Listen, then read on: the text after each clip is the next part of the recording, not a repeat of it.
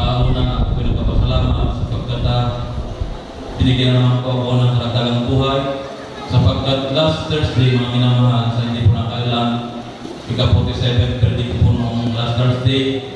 At salamat sa mga Pinoy at nakapili ko yung aking mga anak sa aming tahanan. At nagsalo-salo ng konti kasama mga dalawang kapatiran na nakatira sa amin. At salamat din sa mga Pinoy sapagkat gaano magka-busy po ang iyong lingkod. Nakadalo rin po ako sa dako namin ng sa Mariano ng pagdaraos po ng Bible study at tuloy na kapagpasalamat din sa mga Panginoon sa konting salo-salo po. At nais ko i-share po sa inyo na tunay na buhay ang salita ng Diyos. Sapagkat last August, mga minamahal, nagkaroon po ng Auckland Dengue Prevention Month sa St. Louis, mga minamahal, kung saan po doon nag-aaral ang aking anak.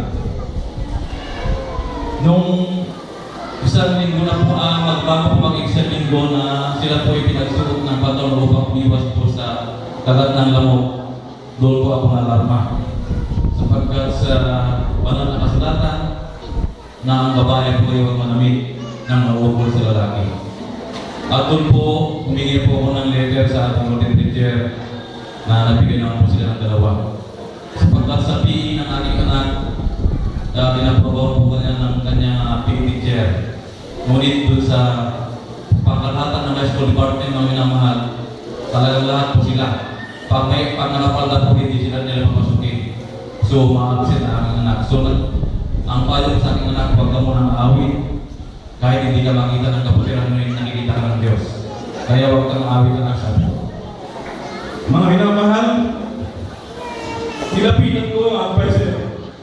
Ganon din po ang principal.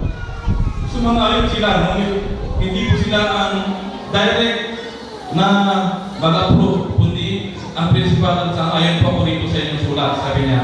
Ngunit may nakakataas pa sa akin ang admin, sabi niya. Nakita po ko ng ilang araw, isang linggo. Walang katugunan, mga minamahal.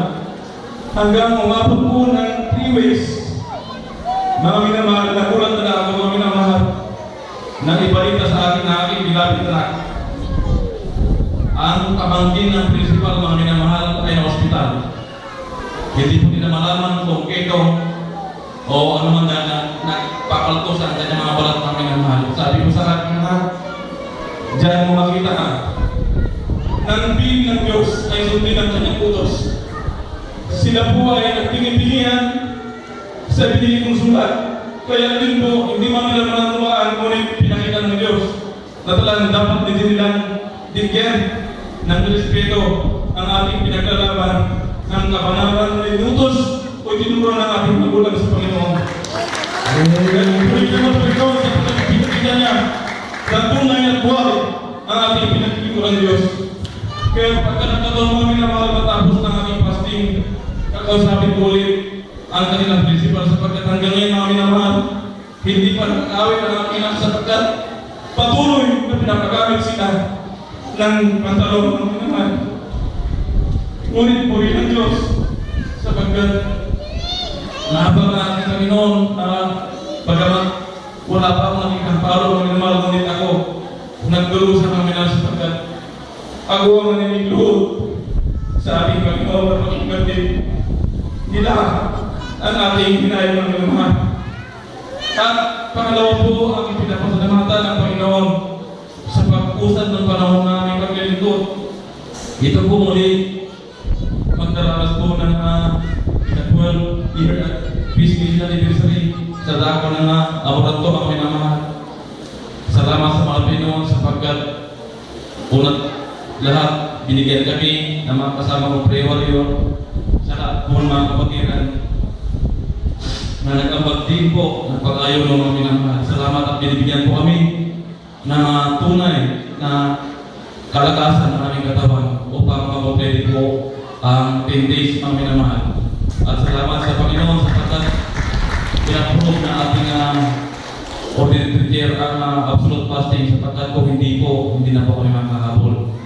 Sapagkat 3 araw pa lang natapos po ng isang linggo, mabuti naman at pinakinggan ng ating Panginoon ang aming dalangin na magkaroon po ng absolute fasting ng minarkiyat. Purihin ng Diyos sapagkat hanggang sa ngayon, pangatlong araw po namin ang aming mga ibang kasamang prayer na absolute fasting ng minarkiyat. Purihin ng Diyos sapagkat pinagpili sa amin ang kalakasan. Hallelujah. At sa mga hindi po nakakilala sa akin, gusto ko rin pong diyan sa inyo ang pasimula na napagkila sa ating Panginoon way back 2006. November 5, 2006, mga minamahal. Ako po ay nabatid ko, hindi pa ako safe sa gawain ito. Bagamat ako nabubuhay na isang sanlibutan mga minamahal. At doon po, unang topic ng ating malupay noon ang kanyang pagtutuwid na may discord po ako oras ng 11:30 dyan sa tago po ng Awak Highway mga minamahal. Mabuti na lang sana kumpare ko na ngayon ay kapatiran na rin bagamat ng lamig siya mga minamahal. Siya po ang nagtakbo sa akin sa People's Emergency Hospital. At doon po kinapanakala ko yun ang katapusan ko sapagkat napakasakit po dito sa aking batok na yun po kinakatakot ng ibang na-stroke sapagkat pag pumutok isang malit na wad ng minamahal, either kalating natawan mo hindi ka na mag-isip mga minamahal. At yun po naranasan ko po yung almost 5 hours na wala pong pakiramdam aking katawan na mamalit na pulatyan at ang isang matandang lalaki na nagbabantay na taga sa anim mga minamahal, pumigilig na sa mga nakita ko yung mga minamahal. At doon po tinawagan ng ating Panginoon. Sa isang panalangin lang po, napaulit-ulit ang Our Father po. Bagamat yun po yung nabasa ko sa Biblia, ang nawag manalangin ng mga pahaba. At yun po natandaan po ng Our Father ang panalangin na sa ating mga Panginoon. At yun nga po, after 5 hours narinig ako na inaakala ko po ay yun ang nandun lang ang naging sakit ko. Ngunit nagkamali po ako sapagkat November 8 hanggang 11 doon ako nagsimula ang malaking gastusan po namin sa dagon ng St. Paul Hospital mga minamahal.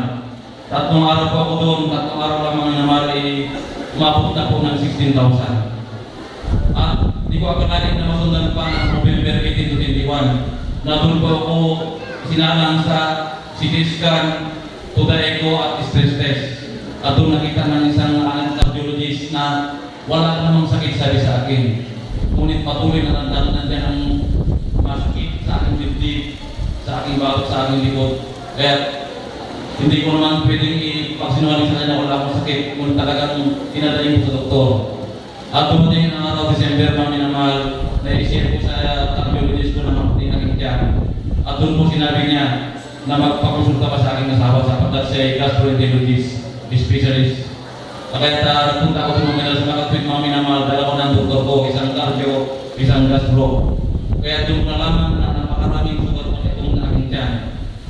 Maraming sugat mga minamahal. Ngunit sa kahabagan na ating malapagin sa kanya ni Mala, ay hindi ko po naranasan ng magtayo ng dugo at subukan ng dugo. Pero talagang sakripisyo mga minamahal, nagsimula yan ng November 5, 2006 hanggang June mga minamahal. At doon po, in short mga minamahal, sari-saring gamot siya na tableta, araw-araw, palaging hospital, palaging check-up halos sa weekly sa isang buwan, mga minamahal inabot po ng more or less 12,000. Kasama na po ang albularyo, ngunit hindi po bumalik sa mga gawang siyensya, sa gamot, sa albularyo, hindi po bumalik ang minamahal. One time, nagsabi na sa akin ng aking mga labas na dumako na kami sa sentro. At doon po na pong pasya namin na talagang magpa-opera ako doon sa sentro dahil dito hindi na ako magaling mga minamahal. Habang nilalakad po namin papeles upang kuha namin ang kuha ng DSWD upang maano sa intelligence sapagkat talagang maano sa ubod ako ng pera namin mga minamahal. At doon po na nilakad nga po at habang ito proseso ko may isang kapatiran na driver ng isang kumpanya na nag-serve sa akin. Na doon po bawat yun ang simula ulit pinagsapit sa pera ko. Puro naging ito sabi ko. Inisip ko marami ko akong tinalon pero baka ito sinili sa akin ang pastor nila. Baka pag tuminom ako, inom din. Pag nagsawalo, baka magtuloy din sa ito. Kaya sa sunod ng plat, dito kami sa Manila sabi ko. Kayo sir, basta pag nagtatawang kayo, pumunta kayo sa tulayan, sabi niya. Sabi niya sa Sberger Pusik, buhay ang Panginoon, sabi niya. Doon ka talaling, sabi niya. At tumakuha kami sa Manila. At tuloy nga po natuloy kami sa sentro. At maghapon na check up ako ng doktor, talagang tinignan nila lahat. Buhay ang nakita lang po nila ito po, na napakaraming masid sa aking tiyan. At another 20 days sabi sa akin upang bago operahan. At doon yung reseta naman, takot na naman ako sa gamot dahil isa naman pinapagaling ko noon. Sa dami ko hindi na ako tumami ang aking naramdaman ng minamahal. At doon po pumili na ako ng tatlo sapagkat takot na ako minom. Inumin ko lang isa dahil tinitingnan niya ng tipong nurse. Inumin mo yan, sabi niya. Ininom ko lang po isa. At tinago ko na yung dalawa, natakot na ako minom ang minamahal. At bago kami umuwi sa dako ng Isabela ng minamahal, dumaan po kami sa bahay ng kapatid ko. Ang kapatid ng nanay ko na pastor na rin po mga minamahal. At nagkaroon sila ng Bible study, pinay-offer po din ako.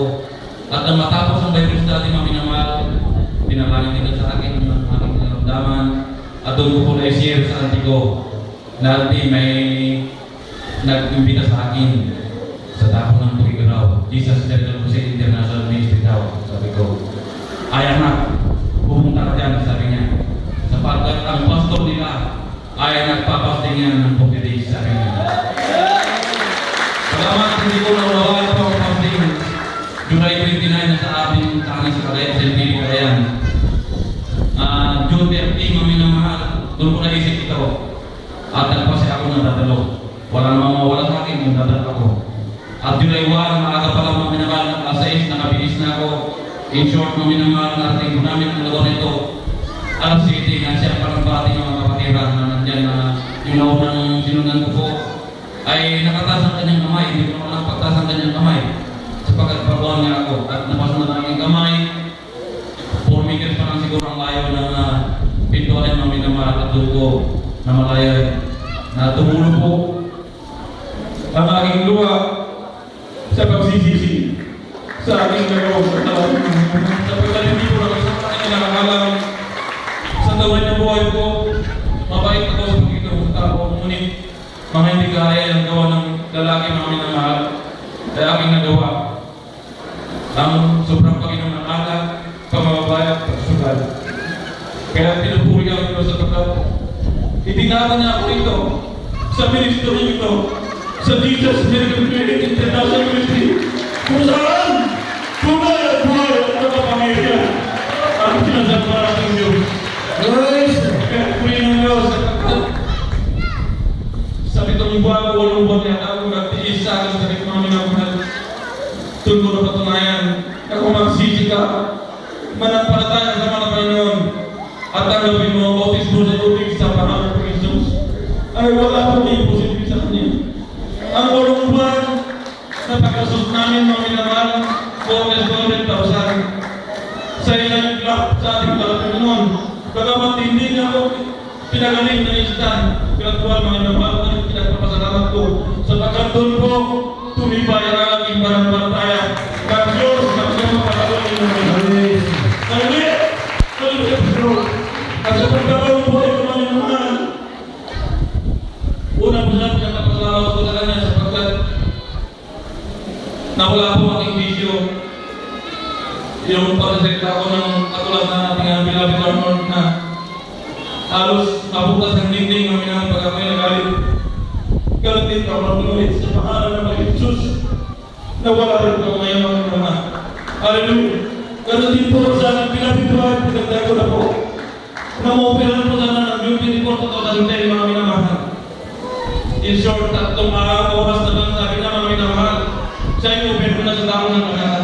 Ngunit salamat sa Panginoon sapagkat doon mao-operahan. Titinandang muli bago ay yung oras ng iyong pag-operasyon sa kanyang minamahal. At doon po napatunayan sa parinig ko ng ating ikinagalan ng propeta sa pagkikakisa natin sa panalangin at sa lahat po ng mga gawang tunay na ang Diyos ay buhay. Sapagkat natapos po ang opera ito dito mga minamahal, sabi niya, alas 10 ng gabi, alas 7 ng umaga. So pagkatapos ng oras, opera na siya. Ngunit 4:30 ng umaga mga minamahal, tumawag po aking beloved wife at ang sabi niya, sabihin mo dyan, ang operasyon sa akin na hindi natuloy. Sabi niya mga minamahal. Kaya puri ng Diyos. Hindi po magsiyara at tamay na ating pinakamahal na Panginoon Jesus. Hallelujah. Kahit hindi ko na po mataabangan po ang aking pinapasalamat po. Una po, ay dinagdagan niya po muli ang aking buhay. At tuloy na mapapagigol sa ating mga pinagkawalan. Hallelujah. At pangalawa tayo lahat, hindi lang po aking buong pamilya ang tayo lahat. Mapapagtama na pasalamat natin ang pinamamang Diyos sa tanagalan po. Sa pasalamat sa kanya sa pagkakita pisikal ng hindi isa lahat. Sa espiritual na pagkalaan lahat ng kabuhayan pasalamat ay tanging sa ating pinamamang Diyos lahat. Praise the Lord. Palakpakan natin mga